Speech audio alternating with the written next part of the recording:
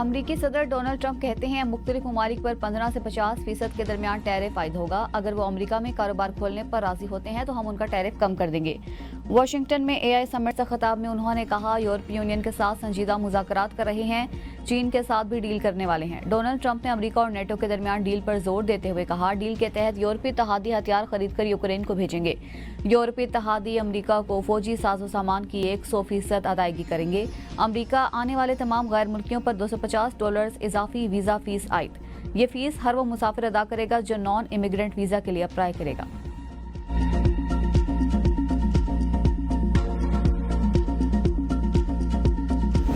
तहरीक इंसाफ में इंतशार फैलाने वालों के खिलाफ कार्रवाई होगी। बानी ने हुक्म दे दिया। वजीर आला खैबर पख्तूनख्वा अली अमीन गंडापुर की मीडिया से गुफ्तगू।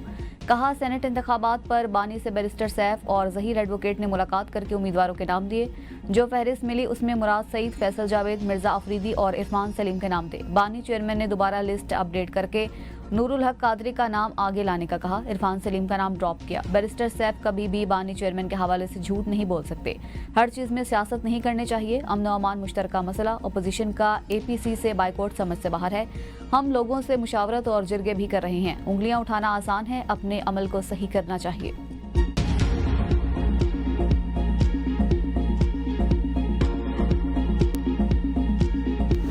अपोजिशन का वज़ीर आला खैबर पख्तूनख्वा अली अमीन गंडापुर की सूबे में अमन आमा पर आज बुलाई गई ऑल पार्टीज कॉन्फ्रेंस में शिरकत से इनकार। नून लीग, पीपल्स पार्टी, JUI समेत अपोजिशन जमातों का ऑल पार्टीज कॉन्फ्रेंस में शिरकत न करने का फैसला। कायदे पे इख्तलाफ डॉक्टर इबादुल्लाह ने कहा, सूबाई हुकूमत के फैसले गैर संजीदा हैं। सिर्फ एक मेज पर बैठने से मसाइल हल नहीं होते। APC सिर्फ नुमाइशी इजलास बन चुका। अपोजिशन मुत्तहिद, अवामी मुफादात पर कोई समझौता नहीं होगा। हुकूमत के पास अवामी मैंडेट नहीं, मुल्क में कानून और इंसाफ की धज्जियां उड़ाई जा रही हैं। जहां कानून की हुक्मरानी नहीं होगी वहां सरमायाकारी नहीं आएगी। साबिक वज़ीर-ए-आज़म शाहिद खाकान अब्बासी की ABN न्यूज़ के प्रोग्राम सवाल से आगे में गुफ्तगू। कहा, सजा देना सिर्फ वक्ती अमल बन चुका है, कानूनी तकाजे पूरे नहीं किए जाते। सजा देने का मकसद अक्सर खौफ का माहौल पैदा करना होता है। इससे वक्ती मामला ठीक हो जाते हैं, लेकिन मुस्तकबिल में नाकाबिले तलाफी नुकसान होता है। मुल्क में इस हद तक करप्शन हो रही है जिसका अंदाजा भी नहीं लगाया जा सकता।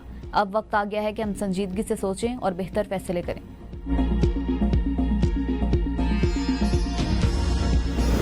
मुल्तान में शेरशाह इंटरचेंज के करीब बस उलट गई। 2 मुसाफिर जाम बहक, 17 जख्मी हो गए। बस सादिकाबाद से लाहौर जा रही थी। ड्राइवर को नींद आने के बायस हादसा हो गया। लाशों और जख्मी अस्पताल मुंतकिल। जख्मियों में खवातीन और बच्चे भी शामिल।